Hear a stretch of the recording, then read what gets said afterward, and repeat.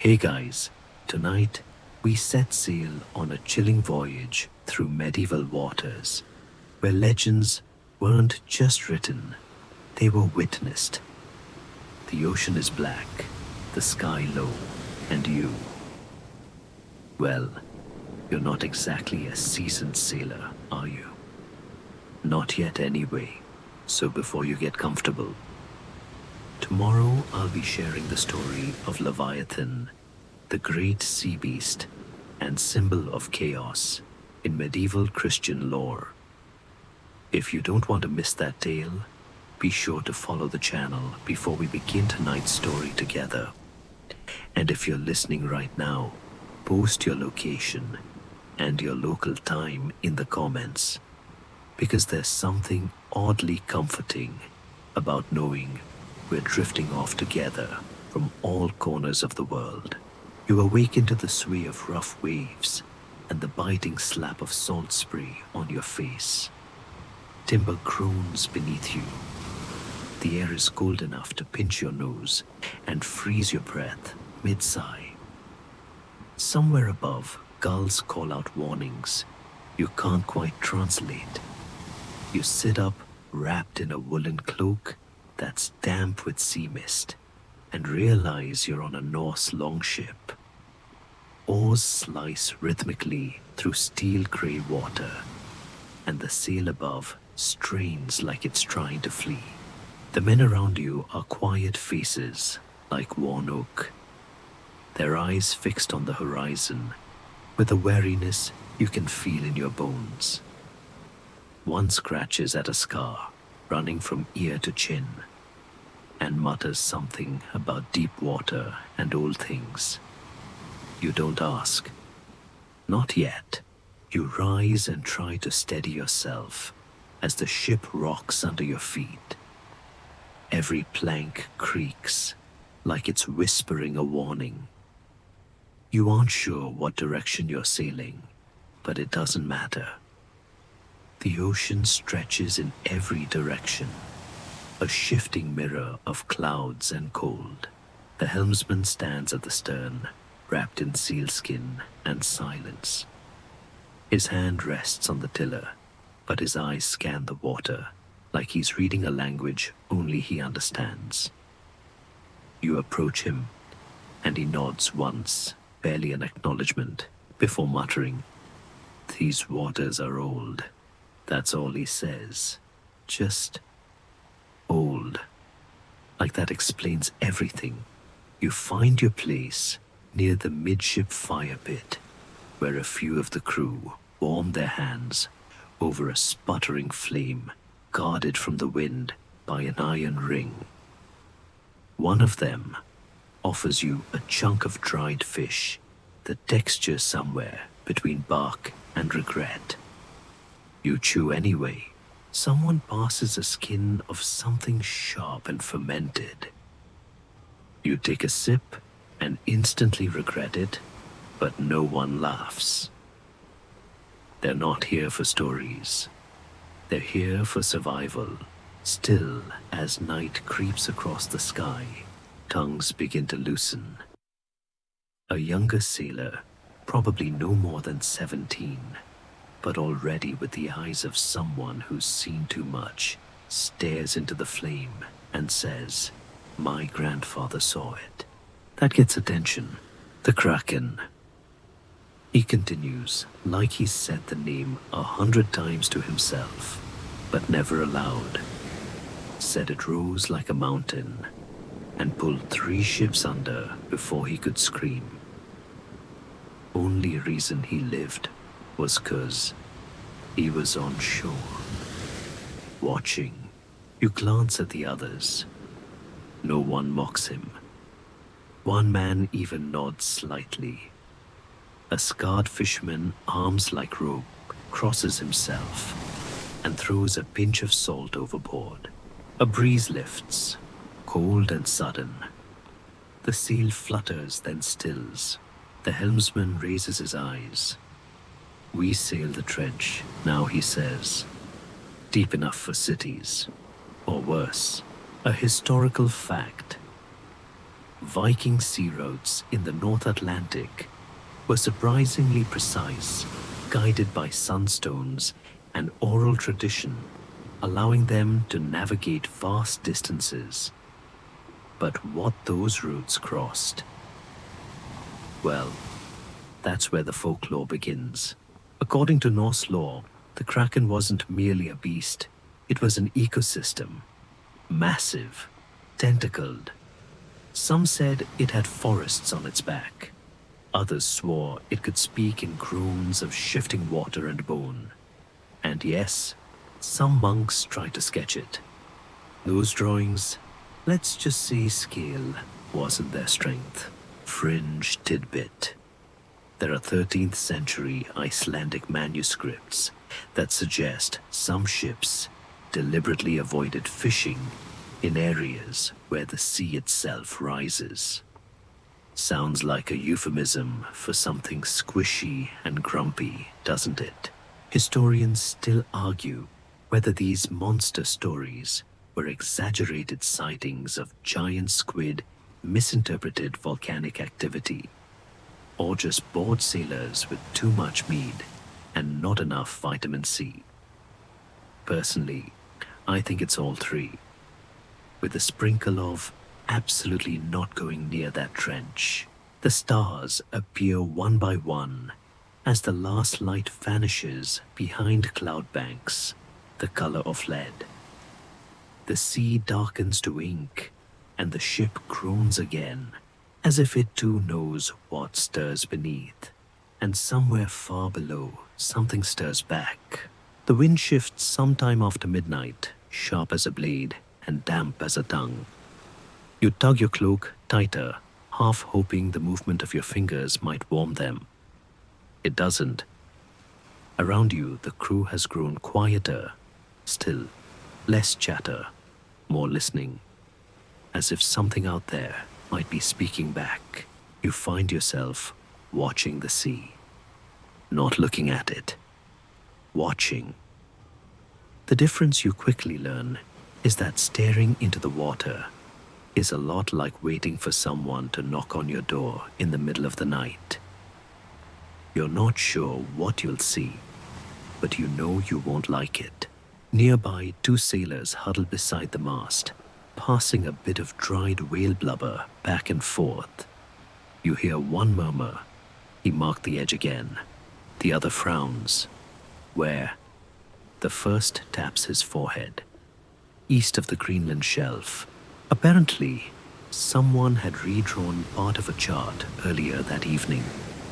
Not land, not a shoal, just a little edge of sea scratched over in darker ink. No one talks about why. No one ever does. Later, by dim lantern light and creaking oarlocks, a weathered parchment is unrolled. It's old, cracked at the corners, smelling of mildew and fish oil, and so faded you can barely make out the coastline. But your eyes are drawn to the edge, to the empty places. There in the margins of the known world, just past the jagged coastline of Iceland and the warped finger of Norway, there's something else. A shape, not land, not storm, not fish. Tentacles, curled like a sleeping hand. Beside it, a word scrawled in hasty Latin, monstrum marinum. No one speaks while the chart is open. Not even the loud sailor with the voice like a blacksmith's hammer. You hear a throat clear, then silence again. One man crosses himself backwards. Another closes his eyes and just mutters, "Not again. Not this trip." You point to the drawing. What is it, you ask? No one answers you directly. Instead, a voice from the shadows, old, cracked, like a rope left in salt for too long, says, "That's where the water ends." "Water doesn't end," you reply without thinking. He leans closer. "No, but the bottom does." Medieval maps, especially Mapai Mundi from the 13th century, weren't just geography, they were cosmologies. These hand-drawn charts often placed Jerusalem at the center with monsters and marvels circling the edges. The sea, that was where things got imaginative. On the Hereford Mapamundi, for instance, sea creatures like ichthyocentaurs, fish centaurs, yes, really, and serpents decorate the far corners. This wasn't seen as fantasy. It was a warning, a margin note that said, beyond this point, only stories remain. Quirky tidbit. In one French map from the 1400s, a sea monster is labeled simply, "He waits." Just that. No context, no description, just, "He waits." Makes you feel cozy inside, doesn't it? Historians still argue whether these creatures were drawn based on travelers' tales, actual sightings of animals like whales and squids, or symbolic illustrations meant to warn seafarers. And while that's a perfectly rational debate, you can't help but feel like sometimes a warning is just a warning. A sudden splash breaks your train of thought. Loud, heavy, not close but not far either. You rush to the rail, nothing, just waves. Then another, closer. You don't see anything, not really. Just a long sudden shadow between swells. Could have been a whale. Might have been your imagination. You try to convince yourself of both at the same time. A sailor beside you whispers, "He's curious." You mean it, you correct. He shakes his head slowly. No. The Kraken. They say he knows ships, remembers wood. You try to laugh, but it sticks halfway up your throat. Someone below deck begins humming an old sea tune. Low, off-key. You've never heard it before, but it sounds like something sung more to bones than to ears. The helmsman says nothing but adjusts the rudder slightly, veering half a point east, away from something, towards something else. With the sea, those two are often the same. A breeze lifts the edge of the chart again. You see another drawing, fainter. Looks like a man in a barrel floating beside jagged lines. The ink is smeared, but a few words are legible. Last seen no survivor's tentacles as tall as masts, and something else. A single symbol, a circle with a dot in the middle like an eye. The old man who spoke earlier glances down at it, then up at you. If you see that, he says softly. You look away. You nod slowly, unsure whether he's warning you or testing you. Either way, you look back at the sea. Still nothing. But you feel watched. That's the worst part. Sleep doesn't come easy on a ship like this. Not with the boards moaning under your body, the salt stinging your nose, and the sensation, real or imagined, that the sea is breathing just beneath you. You drift in and out of something like rest, but not quite. It's more like waiting, listening, and when the next sound comes, it pulls you fully awake, wood cracking far off. You're on your feet before you know it, following a cluster of sailors leaning over the starboard rail. You peer into the gloom, and for a heartbeat, you think you see it movement. A swell too slow to be natural. The sea doesn't bend like that, you think. But it just did. One sailor mutters, "It's him." Turning over, another answers, "He's been sleeping long enough." You don't ask who he is. You already know. Below deck, someone lights a lamp and pulls out a journal. One passed between crew members over the years, leather-bound and soft at the corners, like it's been read too often. You're shown a page. It's filled with drawings, not detailed, but unmistakable. Tentacles, dozens of them, spiraling out from a central mass that looks more like a fortress than a creature. Kraken, the note reads. Not fish, not demon, not dream. A debate follows. You listen from the shadows. Some say it's a squid someone offers. Squids don't hum, another replies deadpan. The man with the journal taps a line of text, larger than a cathedral. Wakes only for hunger or vengeance. Mainstream historical fact. The word Kraken is first recorded in Nordic texts as early as the 13th century. Descriptions vary. Some say it resembles a giant squid. Others call it a whale with many arms. The Over-Order saga refers to sea beasts so large they're mistaken for islands, which is honestly the kind of mistake you only make once. Fringe tidbit. An account from 1752. Yes, technically post-medieval, but close enough for bedtime, claims a fisherman off the coast of Norway accidentally harpooned a cloud of flesh the size of a mountain, which bled ink thicker than tar. Did that actually happen? Well, historians still argue whether sailors' tales were exaggerated accounts of giant squid or straight-up hallucinations from malnutrition, scurvy, and months of fermented herring. One sailor interrupts your thoughts with a low chuckle. You know why no one's ever caught it? He asks. You raise an eyebrow because it doesn't float. It waits. He says the last words slowly, like it matters. There's an old Norse proverb scratched into the side of the ship's railing.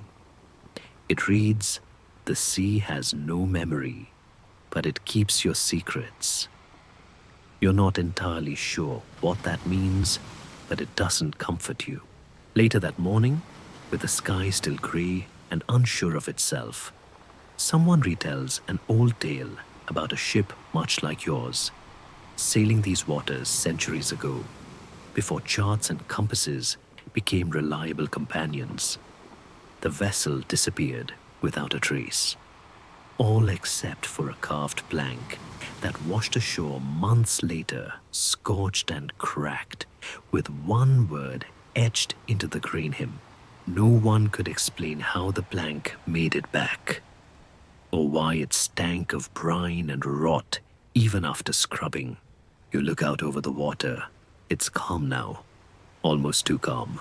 Then comes the whisper low, carried on the wind, and just enough to reach the edge of hearing. He's moving. You spin. No one said anything, not aloud, but the crew stiffens. One by one, they step away from the railing. Someone kicks over a bucket. No one picks it up. Then you feel it. Not see it, feel it. The pitch of the ship changes, slightly, like it's rolling over something just beneath. Something massive. You reach for the rail again, and this time, you're sure. A shadow. Long, sinuous. It curls under the hull, just out of reach. Your breath catches, and then nothing. Just water. But even silence out here has weight. A boy swabs the deck nearby, glancing out every few seconds. They say it hates sound, he offers. Only attacks when you shout or scream. Likes to take you quiet. That particular theory isn't in any official manuscript, but the crew seems to believe it. A silence pact spreads across the deck. Men tie down loose gear, avoid heavy steps.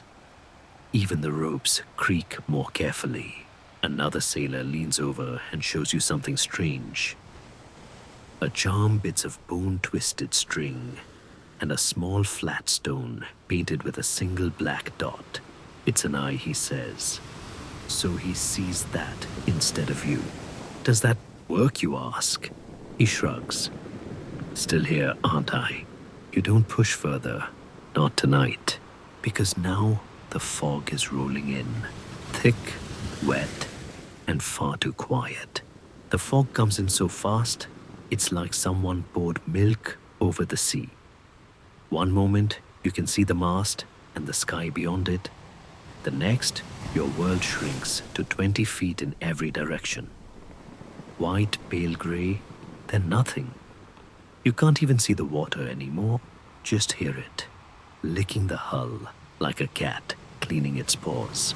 Voices hush, boots shuffle. Somewhere behind you, someone lets out a curse and is promptly shushed so sharply you'd think he'd just challenged the Kraken to a thumb war. You don't like this? None of it. The air smells wrong, too still, too cold, too old. It's like breathing inside a tomb. You inch toward the bow. The fog glows faintly with the light of a swinging lantern. Shapes move sailors' ropes, spars, but they seem farther away than they should be. And then there's a sound. Thump. It's deep, wet, like a tree falling into mud. The ship trembles slightly. Someone mutters, "No wind," but we're turning. You feel it too. The ship is veering slowly, as if caught in a slow underwater swirl. The rudder isn't moving. The helmsman isn't touching it. A shiver rides up your spine, planting icicles between your ribs. You step closer to the railing and peer down, bracing for the worst. But again, nothing. Just waves lapping gently. You're about to step back when something brushes the hull. Gently, almost thoughtfully. Then again, a long dragging slide like the fingertip of something curious. One of the crew lets out a gasp and points. Through a thinner patch of fog, just for a moment, you see the curve of something long, wet, and dark, slipping just beneath the surface. It's gone before your brain catches up. You look at the others. They saw it too. Nobody speaks. Nobody has to. Mainstream historical fact. Medieval sailors often attributed unusual weather or ship malfunctions to supernatural forces.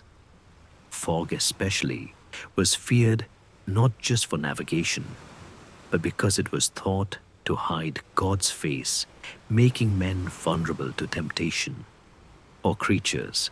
In one 12th century English sea log, the scribe wrote that a white veil descended, and the sea began to whisper in a tongue none knew. He later blamed it for the sudden vanishing of a sister ship during a routine crossing. Fringe tidbit. Some Old Norse poems mention sea fogs that speak, though that line is often thought to refer to hallucinations brought on by sleep deprivation and hunger. Still, sailors insisted the fog wasn't natural, that it moved like it had a destination. Historians still argue whether accounts of ships turning without wind were simply misread currents or exaggerated stories passed around port towns over ale. But right now, your ship is spinning, and the water's flat as a polished coin. Someone rings the bell, twice, softly. Emergency signal. Everyone begins moving almost silently. Lanterns are dimmed, oars brought inside. One man closes his eyes and begins whispering a prayer you don't recognize. It has no rhythm, more like pleading with someone who isn't listening. Then comes the real sound. Wet, rhythmic, massive. Slap, slap, slap. Not waves, not wind. Something else. It's the sound of something rising and falling, something heavy. It echoes across the fog like thunder in a dream. You lean forward again, clutching the rail heart, doing somersaults. The air feels thicker here, heavier. You realize your clothes are soaked, though it isn't raining. Then the fog parts, just a little, and you see it. A shape in the water. Huge, smooth, too regular to be rock, too still to be wave. It glides past 20 feet from the hull. For one horrifying moment, you think it's the back of a whale. But then you see the suckers. 1, 2, 10. Each the size of a barrel lid. No one moves. Not even the ship. It's as though everything's holding its breath. The creature passes, slowly, like it's listening. Then silence again. Someone stumbles. The spell breaks. Lanterns flare. Men shout. The ship rocks, suddenly knocked by a wave that shouldn't exist. You fall to the deck, tasting salt and wood, and something metallic, fear probably. When you look up, it's gone, but the ship has turned halfway around, and the fog has begun to lift. A sailor leans over, eyes wide. That was him, he says. I saw the eye. You nod. You saw it too. It blinked. Morning comes late and weak, like a candle flickering through wet linen. The fog has thinned, but it hasn't vanished. It clings to your clothes, your lashes, your lungs. The sea stretches out in dull silver quiet, in the way a held breath is quiet. The crew walks softer now. Even the sails creak more carefully. Breakfast is hard bread and silence. Someone tries to whistle. He's told to stop. You overhear the helmsman mutter to a younger sailor. We passed it. No one asks what. No one wants to tempt fate by putting it into words. Around midday, someone spots land, or what looks like it. Dark, low, jagged. A shape rising from the mist, unmoving. Island says one sailor. Not on the map, another answers, eyebrows drawn. You approach, squinting at the outline. It's small, barely more than a rock shelf jutting from the water. But the ship turns toward it anyway. Maybe for a rest. Maybe because everyone needs solid ground, even if it doesn't last. As you near, a gull cries overhead. First birds you've heard all day. That should be comforting. It isn't. The island has no trees, no greenery. Just wet stone, glistening like the back of a seal. The ship drops anchor. A small landing party, including you, somehow rows to shore. You step out into shallow water. Cold bites your ankles. The rock underfoot is slick, too smooth for comfort. No cracks, no barnacles. Just one solid curve. Weird place, someone says. Shut up, another snaps. And then the ground moves. Just a little. A shudder, not a shake. Like something exhaling. Mainstream historical fact. There are multiple medieval accounts of sailors landing on islands that later turned out to be sea creatures. The Physiologus, a 2nd century text later translated across medieval Europe, describes the Aspidocoloni, a beast so large and still. Sailors mistook it for an island and built fires on its back. It only dove once the flames started to sting. Some thought it a moral fable, others weren't so sure. Fringe tidbit. A 14th century Venetian navigator wrote of a resting stone that beat like a heart. His notes were dismissed by scholars as poetic nonsense, but the man also mapped parts of the Arctic years before others reached it. So maybe he wasn't one to exaggerate. Historians still argue whether these tales of living islands were rooted in sightings of whales, volcanic rock shifts, or just metaphors gone rogue. Still, the consistency of these stories across regions and centuries is uncanny and unnerving. Back on the rocky outcrop, the crew fans out cautiously. Someone pokes the stone with an oar. sounds hollow. Another slips and falls. The splash echoes strangely. It's not just the shape of the rock, it's the sound, like there's space underneath. Then you notice that the tide isn't coming in. The sea around the island is pulling outward slightly, as if the rock is breathing in. That's when someone screams. Everyone runs to the edge, where a sailor is pointing downward, hand trembling. You look. Just beneath the surface, barely visible through shifting ripples, you see it, the curve of something vast, smooth, black-blue, and unmistakably alive. A long line that arcs around the island like a belt. It's not a rock, it's an eye, and it's open. Panic spreads fast. You're shoved into the rowboat by shaking hands. Oars splash wildly. Someone drops one, and it floats uselessly. The island, the creature rumbles again. The ship swings wildly at anchor wood, crooning under stress. Ropes strain, and then a sound unlike anything you've ever heard. A moaning creak, deep and wet, like the ocean bending in protest. The island rises, a few feet. Then more. The surface peels back. Tentacles, massive, not lashing, not attacking, just unfurling. A sailor vomits over the side. Another prays to 3 different gods in one breath. The helmsman shouts to cut the anchor line. Someone does, with shaking hands. The ship drifts, slowly at first, then faster, as if pushed by something too large to see. You don't stop rowing until the island has vanished behind another veil of fog. The water settles, the wind returns, and no one speaks for hours. But you all know, the Kraken isn't a myth. You stood on its back, and it let you go. The sea is oddly calm now, like it's embarrassed about what just happened.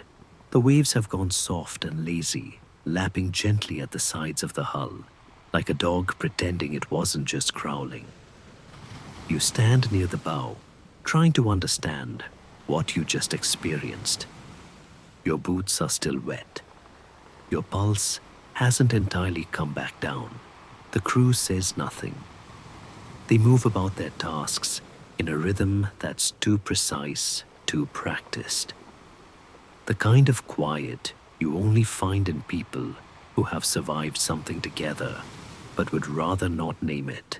Then someone calls out ink. It starts at the back of the ship, just a small patch in the water. Black, shimmering, like an oil slick. But then it spreads. Fast. Within minutes, the entire sea around you has changed color. The blue-green-gray of the North Atlantic is gone, replaced by swirling black. Thick, tar-like. You can't see the reflection of the sun anymore. It's as if the ocean swallowed it whole. One sailor leans over the edge and dips his hand in. When he pulls it out, the liquid runs slowly down his wrist. Not ink, he mutters. Something thicker. He smells his fingers and immediately grimaces. You don't ask. Mainstream historical fact: giant squid.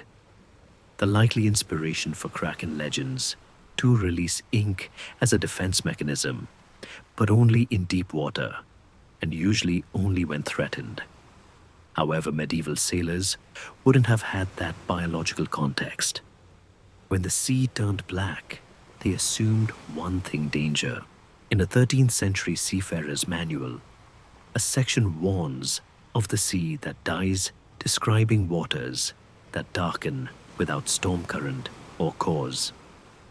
Some scholars think this could have been blooms of algae or the aftermath of undersea volcanic activity, but others note the sheer terror with which these accounts were written. Fringe tidbit. In one Danish folk tale, the ocean itself was said to bleed black when the Kraken feeds. An overstatement perhaps, but the tale ends with a fisherman who returned from such a voyage with his hair completely white and never spoke again. That's probably unrelated. Probably. Historians still argue whether these tales of black waters were allegories for disease bad luck or simply fear of the unknown. But today, as you look around, it doesn't feel metaphorical. The ink clings to the sides of the ship. It coats the oars, darkens the ropes, stains the sails at their lower edges. The helmsman curses under his breath, not at the sea, but at the stain. It marks you, he says. Lets him remember. You try to brush some off your sleeve. It smears, but doesn't lift. Not fully. It feels like it's soaking in, like it wants to stay. Someone starts humming again. A different song this time, slower. A funeral rhythm. You feel the ship slow down. Not from resistance, but from something deeper. As if it's gliding through syrup. And then comes the smell. Not salt, not rot. Iron. It hits your nose sharp and metallic. The taste of blood in water. One sailor mutters, he is already fed. You ask on what? No one answers. Instead, someone climbs the rigging and shouts. Ahead, you all rush forward, and there it is, just on the horizon. Debris, bits of wood bobbing in the black water. A splintered mast. A section of hull turned belly up like a dead fish. A piece of sailcloth torn so precisely it could have been cut by a blade. And then you see it floating among the wreckage. A barrel. No, not a barrel. A body. Pale bloated, spinning slowly in place. Eyes open. Arms drifting like seaweed. You turn away. You're not alone. The sailors avert their gaze, lips moving silently. Some make gestures, warding symbols you don't recognize. The ship doesn't stop. It doesn't even slow down. No one suggests pulling the body aboard. They all pretend it's not there. But you glance back one last time, and you see the mark. Across the sailor's chest, a round black stain like ink, but in the shape of a circle, perfectly centered. An eye. You see that you ask, quietly. Someone beside you nods. That's his mark. Mainstream sailors' superstitions varied from port to port. But one theme was surprisingly consistent. The belief that sea monsters, especially the Kraken, could remember ships by scent or symbol. That if you were marked, they'd find you again. Whether it was true or just a way to explain survivors' guilt, you're not sure. But now the stain's on your sleeve and it's not coming off. Later that evening, as the black water finally begins to thin, returning to something closer to normal, the crew begins to relax. Slightly. Voices return. The cook even tries to make a joke. It's not a good one, but it's enough. You watch the ink drift away behind the ship like a long-forgotten memory. Except, you know it's not forgotten. The water remembers, and so does he. Night returns with a sigh, quiet, heavy, and wrapped in cloud. The moon is hiding, perhaps wisely. You sit near the mast, listening, not for voices. Not exactly, just for something. The sea has changed again. The water looks normal now, but the air carries a different tension. Like a conversation you've walked in on halfway through. Something's been said, and no one's willing to repeat it. The crew doesn't sing. That more than anything tells you things aren't right. Sailors always sing shanties to fill the silence, keep rhythm, ward off fear. But tonight, just the creak of timbers and the soft flutter of canvas. Then it happens. A whisper, not close, not distinct, but undeniably there. You pause. Maybe it was the wind. Maybe you strain your ears. Again, this time a little clearer. Not words, not really. Just syllables formed in the shape of your name. You stand slowly, blood turning cold. Someone nearby stiffens too. Not everyone heard it, but someone else did. Don't answer. A voice murmurs beside you. It's the old sailor, the one with the eye charm and the voice like sandpaper soaked in salt.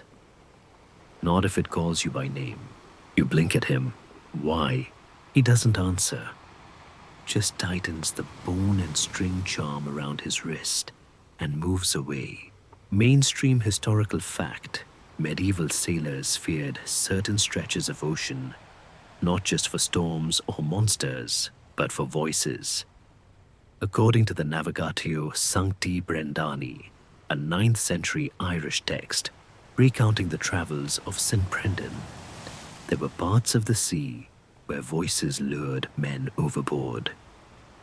Brendan claimed they were not demons, but echoes of the drowned. Fringe tidbit. A 15th century logbook from a Hanseatic trading ship mentions night choirs heard off the coast of the Shetlands. Described as songs sung in tongues, none aboard could claim they were followed by a crewman's disappearance. The note ends with a single line. We did not find his boots. Historians still argue whether these stories stemmed from hallucinations, wine distortion, or just tales meant to keep cabin boys from wandering. But when your name floats out of the fog, you stop debating. The wind dies entirely. The sails hang limp, the ship barely drifting. Then one of the younger sailors, a wiry lad with too much curiosity and not enough sense, leans over the rail and calls out, "Hello." The old sailor spins. No. Too late. Silence follows. Even the waves seem to pause, and then the sea replies, not with a voice, with motion. A sudden ripple across the surface, long, low, and smooth, like something just under the water has turned to face the ship. The boy stumbles back pale. Did it?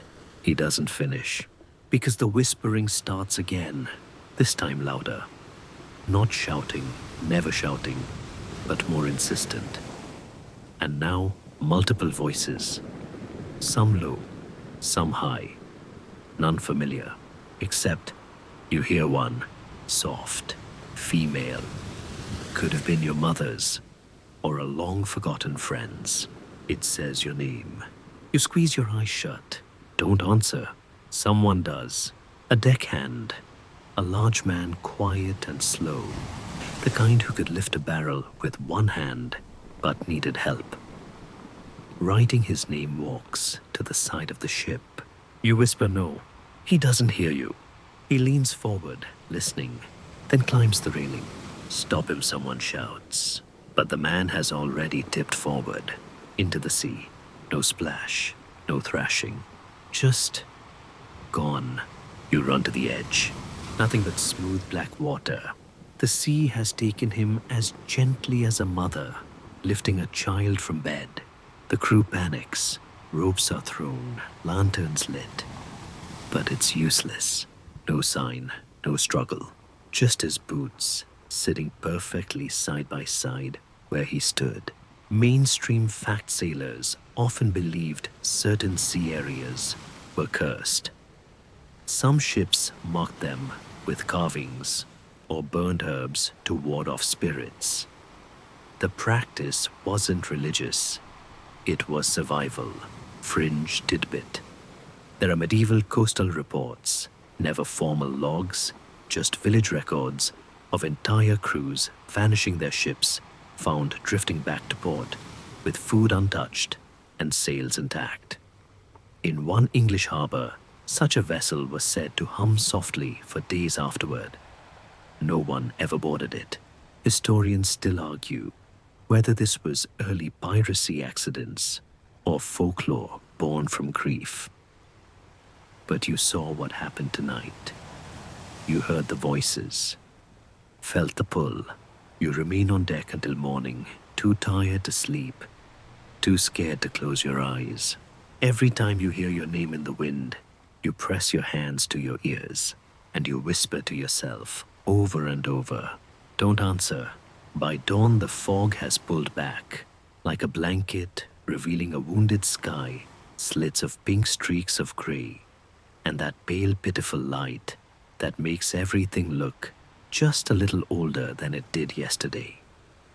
The ship is quiet, no birds, no laughter, and one man fewer.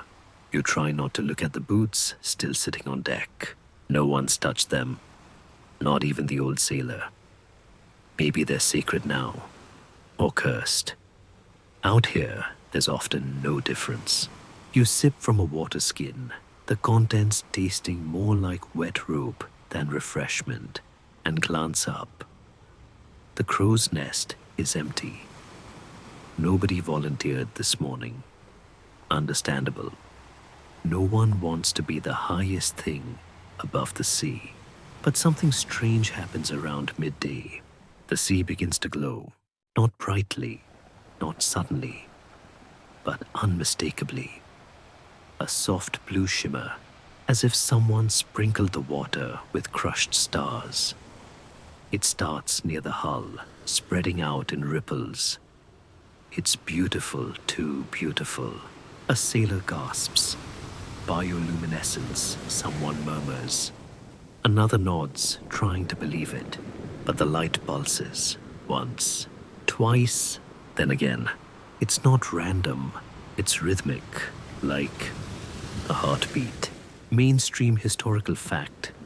Sailors as far back as the Middle Ages observed bioluminescence, often without understanding it.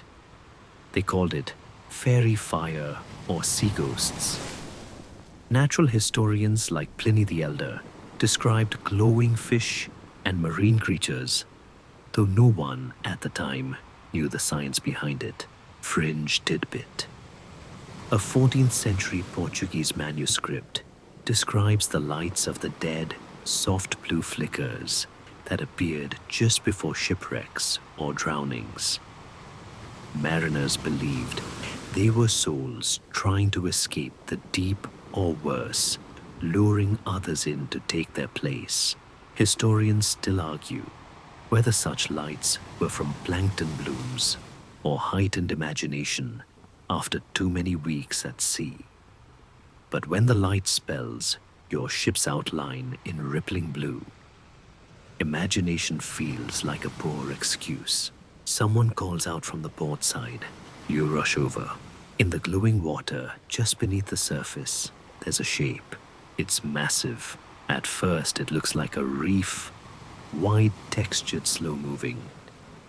But then it shifts, and the blue light refracts over it, like a veil pulled across scales. Tentacles, so many, you stop trying to count. They're not thrashing, they're dancing, drifting upward in slow spirals, glowing faintly at the tips. The ship drifts into the pattern. You want to scream, turn around, but the sail is slack, the current gentle. You're caught in a waltz with something that knows the steps better than you ever will. The helmsman doesn't move. He just stares, pale and shaking. Someone nearby is whispering. It's the lights. It always starts with the lights. You realize the truth a moment later. The lights aren't from the water. They're from him, the Kraken, the pulses. They're not random. They're communication, or warning, or maybe just joy, because something down there is awake and watching. You lean over the rail hard, pounding in your throat, and for one split second, you make eye contact. It's there, not high, not visible, just below. A glint, an iris the size of a dinner plate. Blink, gone. You stagger back. The sea resumes its gentle roll. The lights begin to fade. No splash, no roar, no chaos. Just that eerie beauty sliding back into darkness, like a curtain falling at the end of a play no one enjoyed. The crew begins to breathe again. One man weeps, quietly. You sit against the masthead spinning. Your hands are shaking too much to eat. The old sailor joins you kneeling down. He showed you the lights, he says, almost gently. You nod. He nods back. Then he's not hungry. Not tonight. Mainstream sailors' lore sometimes claimed the Kraken only fed when it was angry or bored. Some thought the bioluminescent displays were a kind of distraction, a trick. Like shaking keys at a baby, one Icelandic poem says. A poem, by the way, written by a man who disappeared 2 months after composing it. Fringe tidbit. There's an obscure record from a monastery in northern Scotland where a monk claimed the demon of the depths lulled the ship to sleep with stars beneath. It's unclear whether he meant literal lights or just metaphor. But the monk added one final chilling line. They slept. I did not. I was the only one who saw it leave. Historians still argue whether such tales were coded metaphors for storm's wails or trauma. But you saw the glow. You saw the eye. And now the sea is dark again. But you can't unsee what shimmered there. Not ever. That night's sleep does come. Not because you're calm, but because your body has finally decided it doesn't care whether it's terrified or not. You drift off beneath a thin wool blanket, curled beside a barrel that smells like old vinegar and regret. You dream of lights and tentacles and whispers that wear your name like a favorite coat. When you wake, the ship is still. Too still. You sit up rubbing your eyes and notice the others already gathered at the rail, staring off the stern.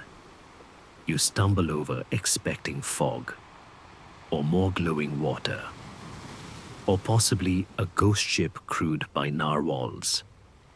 At this point, nothing would surprise you, but it's none of those things. It's a current, a fast one. Behind you, the ocean has changed color again. Not black, not glowing, but a strange, murky green. It churns like a pot left on the boil. Swirls eddies, bubbles the size of dinner plates, and it's following you, not sweeping the ship up, not overtaking it, just matching your pace, like a shadow. The helmsman squints. It's not natural, he says. Shouldn't be a current here. A navigator pulls out a sea chart, frowns. This area's blank. Another sailor adds, it's not on the map. You hear that a lot out here. Mainstream historical fact. Medieval sea charts, known as Portolan maps, were often detailed near coastlines, but became vague and speculative as you moved farther into open ocean. That's where you'd find phrases like, here be dragons, or worse, just blank spaces. Those blanks weren't ignorance. They were dread in ink form. Fringe tidbit. A 13th century Catalan atlas describes a green sea west of Ireland where no wind stirs and yet the water moves. Scholars today think it might refer to undersea volcanic activity or deep ocean eddies. But the text adds a warning, do not sleep near it. Dreams leak upward. Historians still argue whether these moving seas were metaphor, misinterpretation, or merely poetic invention. But the one behind you, it isn't moving like water. It's moving like something in water. You watch for a long time. The current doesn't fade. At midday, The wind dies again. The ship stops, and the sea does not. Bubbles begin to rise all around. Big ones now, loud, bursting like wet drum beats. Then a thud. From underneath, everyone hears it. Then another. You feel the ship lift just a little, then settle again, like something nudged it. You rush to the side, and for a heartbeat you see it. Not a tentacle this time, not a shape, just a ripple in the pattern of the waves. An oval, maybe 50 feet across, where the water isn't moving the way it should. Then it blinks, not up, not down, sideways. An eye, half-lidded, watching. A sailor behind you groans. He's playing. The old sailor, always nearby when things go wrong, murmurs, "Not yet." Then the noise changes, a high keening note. Not from above, from below. Like metal scraped against bone. It rises through your feet, your teeth, your spine. The sea surges suddenly. The ship rocks hard, sending buckets and crates tumbling. Men scramble. Someone hits the bell. Another drops the tiller. You stumble backward, catching yourself on a coil of rope. Then just as suddenly it stops. Dead calm. The green sea flattens. The wind returns. The ship begins to move, and the current gone. Everyone breathes, but no one cheers. It wasn't an attack. It was contact. A warning tap. A prod. Like a cat batting a toy it hasn't decided to eat yet. Mainstream mariner practice in the 14th century. Some sailors carried religious relics or lucky bones to ward off sea creatures. One Polish captain reportedly refused to cross certain waters without a hunk of petrified shark tooth in his boot. He called it his argument against drowning. Fringe tidbit. Amongst travel. Log from the Orkney Islands in 1292 describes a voyage interrupted by the seafather who tapped thrice upon our boat before letting us pass. His companions dismissed it until the boat beside theirs vanished overnight. Historians still argue whether early references to the Kraken were actually collective trauma after storms, or if they simply gave a name to what they feared most, the randomness of the sea. But randomness doesn't blink. It doesn't follow you for miles. And it doesn't thump from below like it's checking your hull for seasoning. Later, the old sailor speaks again. He's bored, he says. It's worse when he's bored. You believe him. By now, you've stopped pretending this is a normal voyage. No one's tying knots for fun. No one's swapping stories about girls in port towns or the price of mackerel in Bruges.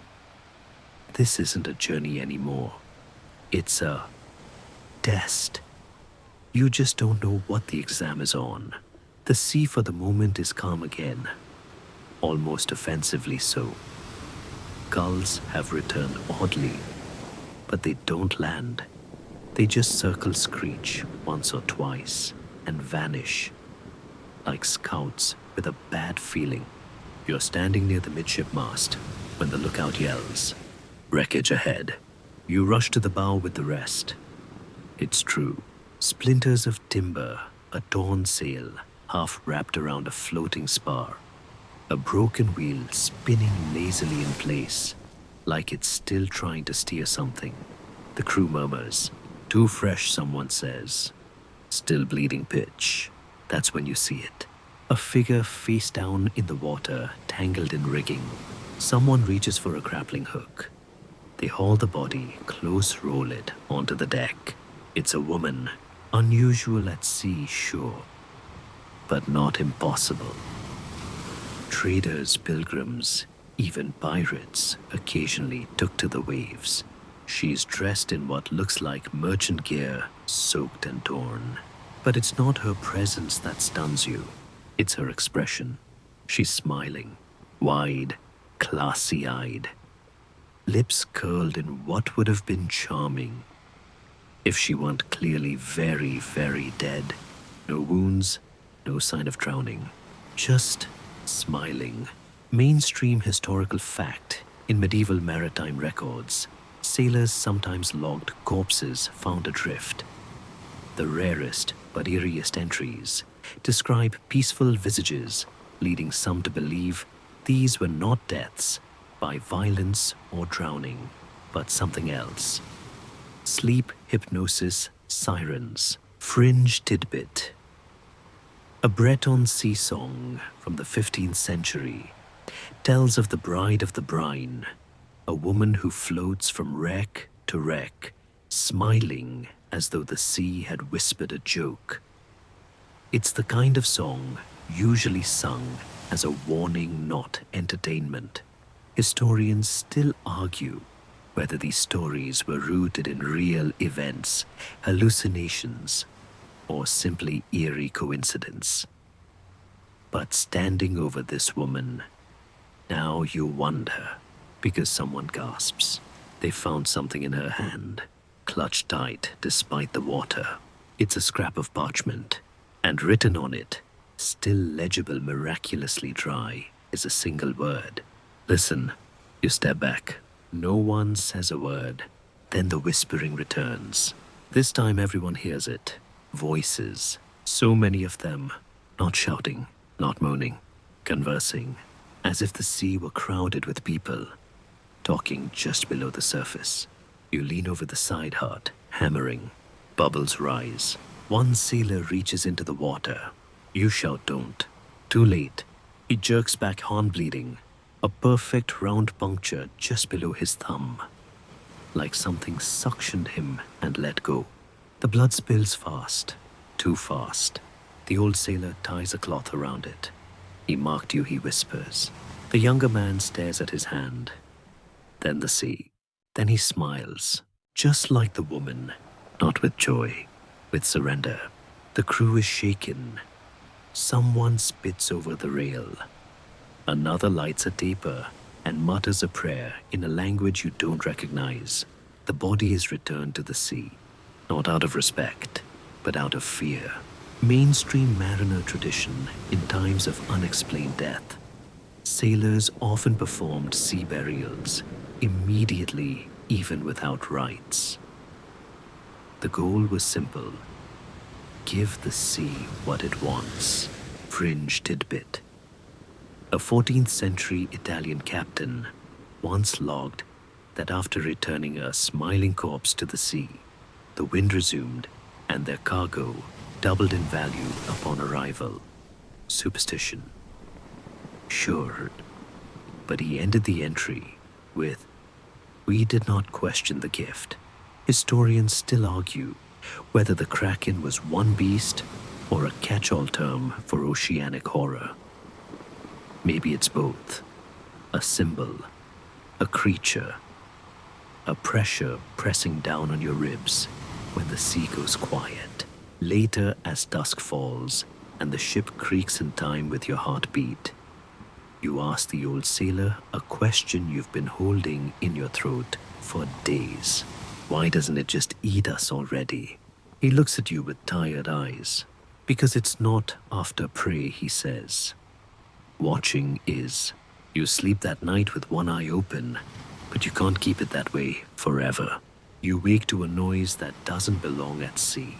Scraping, not wood on wood, not rope on deck. This is dry, paper dry. You sit up fast, blinking the sleep from your eyes, and spot something strange, the monk. You didn't know there was a monk aboard, but he's clearly a man of the cloth robes, the color of old parchment hair, cut in a tonsure hands, ink-stained, like he's been inking Bibles, not swabbing decks. He's sitting cross-legged beneath the mast, surrounded by scrolls, parchments, and what looks like half of a disassembled manuscript. Pages flutter in the wind, like they're trying to fly away. You approach slowly. "Morning," you say, unsure. He doesn't look up. It's almost noon. Right, you mumble. The monk finishes sketching something with a quill, so worn it looks like a toothpick. Then he holds up the page. It's a drawing of the Kraken, not abstract, not whimsical, detailed, tentacles proportioned, suckers labeled. The eye, huge, heavy-lidded, takes up a third of the page. What is this, you ask? Memory, he replies. And warning. Mainstream historical fact, monastic scribes often doubled as early naturalists. Monasteries kept bestiaries, illustrated volumes that combined natural history, spiritual allegory, and flat-out legend. Sea creatures, including whales, sirens, and yes, kraken-like beasts, featured prominently. Fringe tidbit: a recently rediscovered 12th century English bestiary contains a marginal note beside a kraken illustration. Scrawled in cramped Latin, it reads, "He is larger than the faith that drew him." No one knows what that means. Historians still argue whether medieval depictions of sea monsters were symbolic, religious, or literal attempts at taxonomy. Some even believe the Kraken was a misunderstood archetype for a fear older than navigation itself, the fear of drowning with your eyes open. The monk flips through more pages. Some feature diagrams of shipwrecks. One shows a monk kneeling on a tentacle, praying calmly as the sea rises around him. Another has just the word "beneath" written over and over. You glance at a new sketch. It's the ship, your ship, drawn perfectly. Sail pattern, mast damage, even the boot still sitting near the rail from the sailor who vanished. You look at him. When did you draw this? He finally meets your gaze. Before we left port. Your mouth goes dry. You whisper, "Do you know what happens next?" The monk shrugs. "Only what's written." Written where? He taps his head. Here, then his chest. And here, then points to the sea. And there. You're about to press him further when a gust of wind scatters the papers. The crew shouts, scrambling to catch them. The monk doesn't move, just watches them flutter away. They won't go far, he murmurs. They never do. That evening the sea is still again, but the ship feels crowded, not with people, with presence. The sort you feel when walking through an old cathedral at night, or opening a door that no one remembers closing. The monk eats quietly. He hums a tune you don't recognize, but it fits. He tells a story while picking at dried fish. Long ago, a sailor carved a story into the inside of a whale's tooth. He'd seen the beast, lived to tell, but no one believed him. So he made the tooth a journal, wrote everything inside in tiny script, threw it into the sea. Why, you ask? To warn whoever found it next. You blink. Did anyone? The monk shrugs. You just did. You don't sleep well that night. Dreams come, but not your own. Images of spiral eyes, curling limbs, pages written in salt. You wake with ink on your palms, but you haven't held a pen. Mainstream belief in some coastal villages. It was said that dreams on open water didn't come from your own head, but drifted in from the deep. Some fishermen wore charms of wax or cloth over their ears to keep sea dreams out. Fringe tidbit. A French merchant's log from 1311 notes a passenger who drew pages of tentacles and monsters each night, despite never seeing one in waking life. He claimed the ink rose from the deck and moved his hand for him.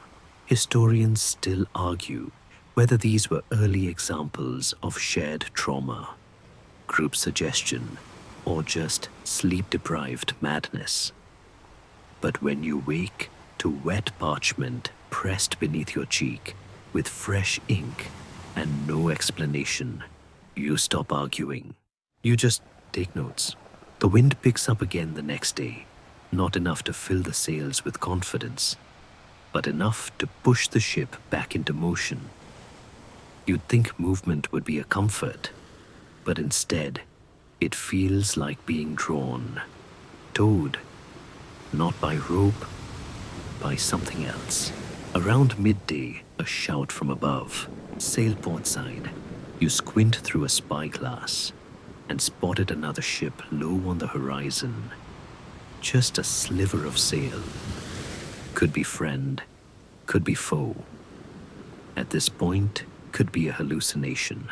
The crew scrambles to make contact. Flags are hoisted. A horn sounds. No reply. The two ships draw closer. It's not until you're within shouting distance that the truth reveals itself. There's no one aboard, not a soul. The ship drifts perfectly intact, as if gently placed on the sea. The sail is torn in one place, but the deck is free of scorch marks, blood, or visible damage. You board reluctantly. The planks creak in that tired, abandoned way. The smell hits you first, musty, salty, but not decayed. Food still sits in bowls on the galley table. A cup of wine, half full, still warm. Someone says, "They were just here." Then you see it. The journal, open on a barrel, pages fluttering in the breeze. You read, "He rose from below us, not like a wave, like a mountain." The sea bent around him. The wind stopped. The mast cracked. We didn't scream. There was no time. You flip the page. Nothing.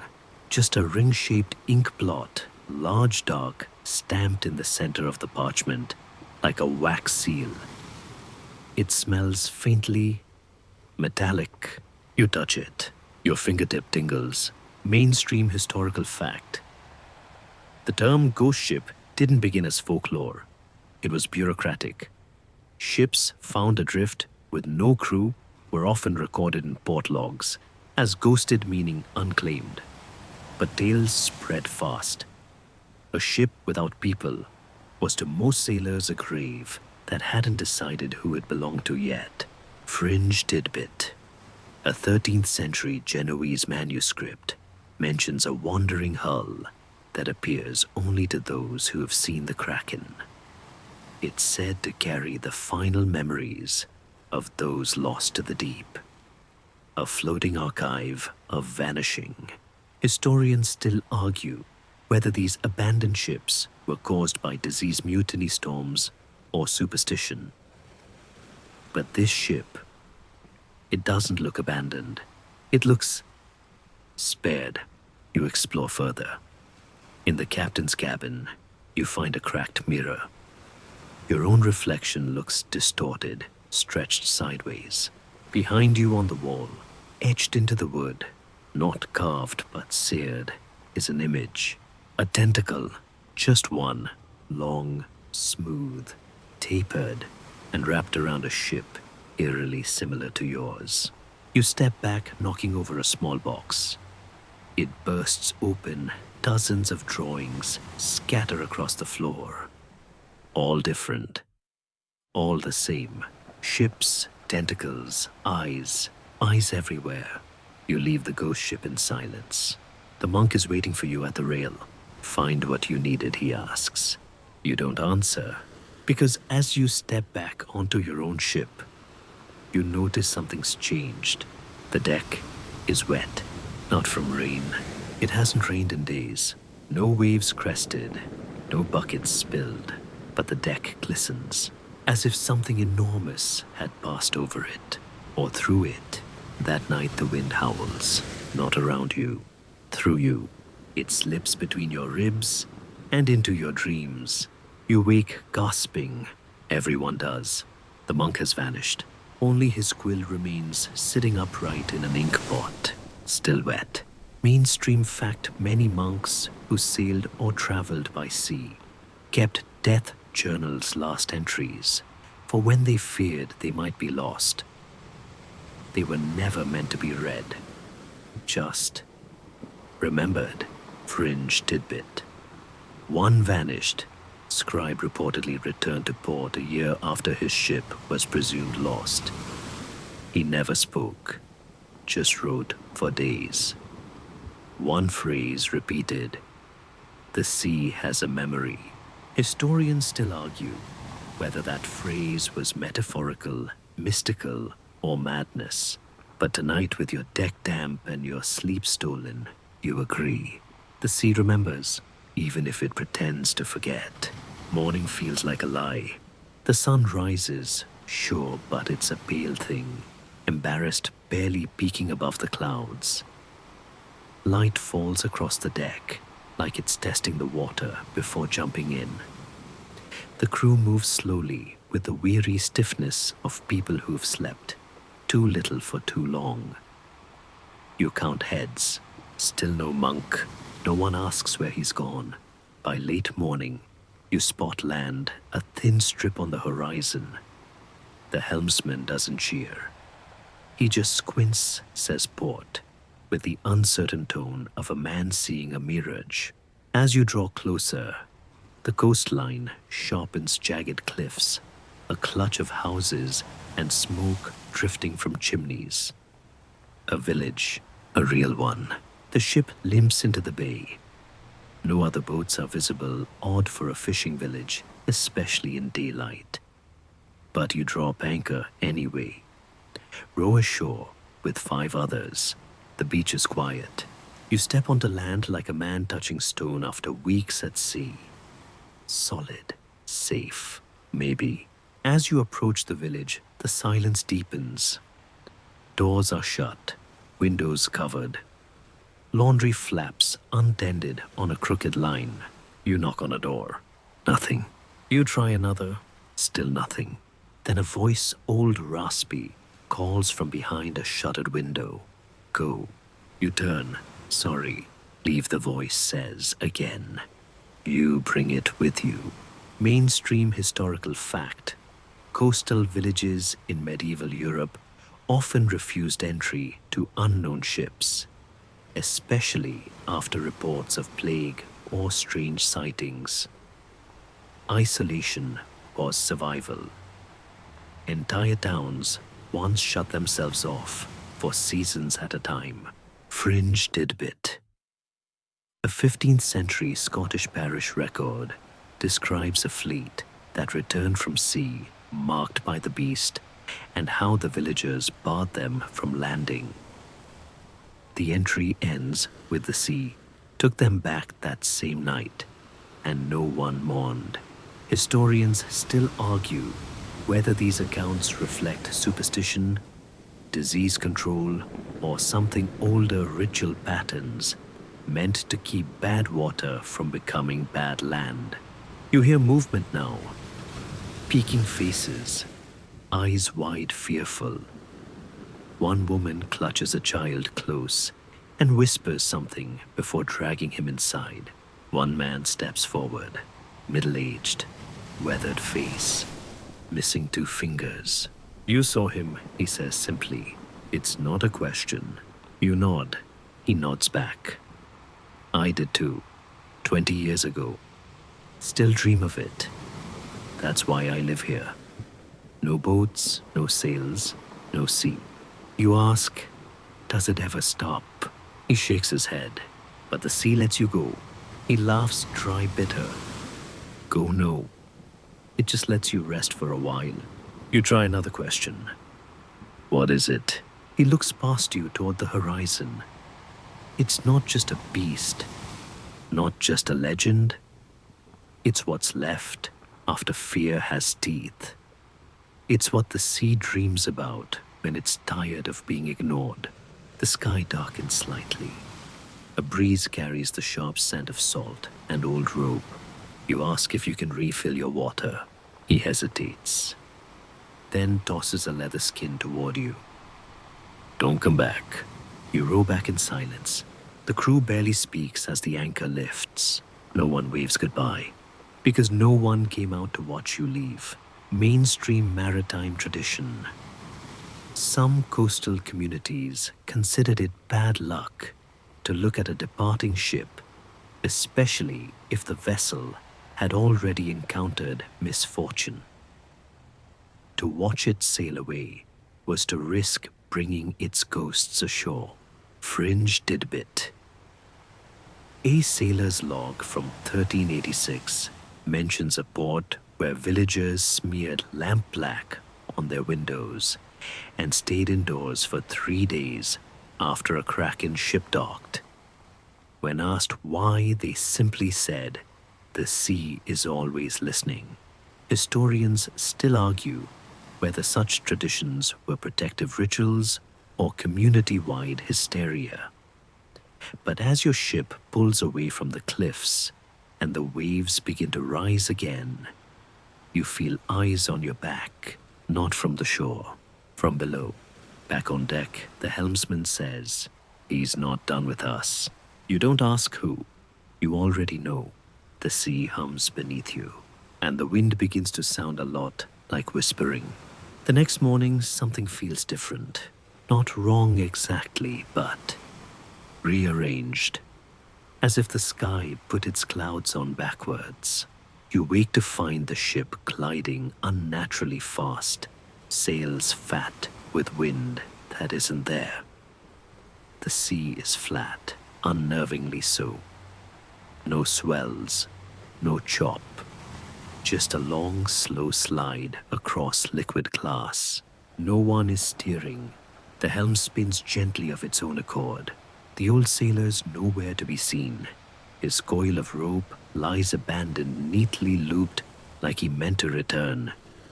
You pick it up. It's damp, but the deck's bone dry. You try to speak, to ask, where is he? But the words catch in your throat, because everyone else already knows. He's gone. No splash, no shout, just gone. You grip the rail until your knuckles ache. Beneath the surface movement, not big, not showy, just enough to suggest something massive skimming just out of sight. The monk, the deckhand, the woman in the water, all gone without struggle. But the ship's still intact, still sailing. The Kraken doesn't break the toy. It just removes the pieces. Mainstream historical fact. Sailors feared the Kraken, not because of the destruction it caused, but the precision. Stories told of ships left floating crews, vanished, no signs of violence. The sea just unmade them. Fringe tidbit. One Icelandic saga tells of a creature that lifted ships like shells, tasted them, then let them float back hollow as drums. In the margins, a later scribe added, it wanted something inside. Historians still argue whether the Kraken legend emerged from actual sea encounters or was a medieval metaphor for the ocean's indifference. But what you've seen, this isn't indifference. This is interest. As night falls, the air grows heavy. Not storm heavy, thought heavy. The ship creaks like it's under observation. The crew huddles below deck. You remain topside, drawn by something you don't understand. Like a sound you can't hear, but feel deep in your molars. Then you see it, in the distance. A shape, no shapes, dozens, maybe more. Dark humps on the horizon, barely breaking the waterline. For a moment, you think they're islands. Then they shift, they breathe. Tentacles rise, not flailing, not violent, just rising. Long, slow curls against the starlight. 1, 2, 7, more. You've spent days haunted by one Kraken. You never considered there might be many. The ship slows. No wind, no current. You are surrounded. The sea blinks. Mainstream superstition sailors believed some monsters didn't attack, unless acknowledged. That silence was safer than questions. Whistling was forbidden. Naming the Kraken aloud was said to call it closer. Fringe tidbit. A 14th century Baltic logbook records a nobleman's fleet that tried to hunt the Kraken 6 ships each with reinforced hulls and heavy ballistae. Only one returned. No survivors. Just the ship adrift. Sails furled a single mast, splintered mid-height. On the mast a carved word, listened. Historians still argue whether that fleet even existed. But tonight it doesn't matter, because above you, around you, under you, the sea is alive. Watching, waiting. The ship stops, fully. You brace yourself, but nothing happens. No attack, no scream. Just stillness, like they're deciding. You whisper, "Why us?" A voice, not from any one direction, answers in your head. Not words. A thought, because you still wonder. The stars above flicker like breath on glass. And then just like that, the sea exhales. Wind returns. The ship jerks forward, and the shapes vanish below, sinking without splash or ripple. The sea smooths. The ship moves. You fall to your knees, trembling. It didn't want you. Not yet. You were simply noticed. By now, you've stopped trying to explain any of it. You just count the days and let the ocean do what it wants. You sleep when you can. You eat when it's there. You listen when it's quiet, because that's usually when something important is about to happen. The ship creaks less now, as if it too has accepted that you're not steering anymore. One morning, you wake to birdsong, not a scream from gulls, but birdsong, real songbirds wobbling somewhere overhead. You sit up fast. No dream could manufacture that sound with such sweetness. Land, actual land, green, alive, rising gently out of the sea like a secret finally deciding to speak. You've reached port, a small harbor, houses, docks, smoke from chimneys, voices. You drop anchor, row ashore. The villagers come out this time. One offers you bread, another water. A child tugs your sleeve. You look like the sea, he says. You manage a laugh. The first in what feels like years. Mainstream historical fact.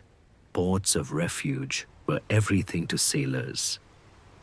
No matter what was lost at sea, land meant stories' survival. And if you were lucky, a soft bed. Fringe tidbit. There's an old custom still whispered in parts of Scandinavia, where returning seafarers never speak of the Kraken directly. Instead, they place a stone on a cairn near the harbor, an unspoken thank you or apology or warning. No names, no stories, just a rock and the silence of things that happen too deep to explain. You find a cairn near the village edge, dozens of stones, all different, all the same. You add yours, no one comments, but one old woman nods. You stay in the village for a few days, rest, breathe. You try to write about what happened. The ship, the monk, the ghost ship, the sea of eyes. But the words slide off the page like oil. Because how do you explain that? The sea knows you now that it looked into you, found you wanting, and let you go anyway. Historians still argue whether the Kraken is myth metaphor or something more ancient than both. But the sea never argued. It just watched and waited. And now maybe it dreams of you too. The ship rests at anchor.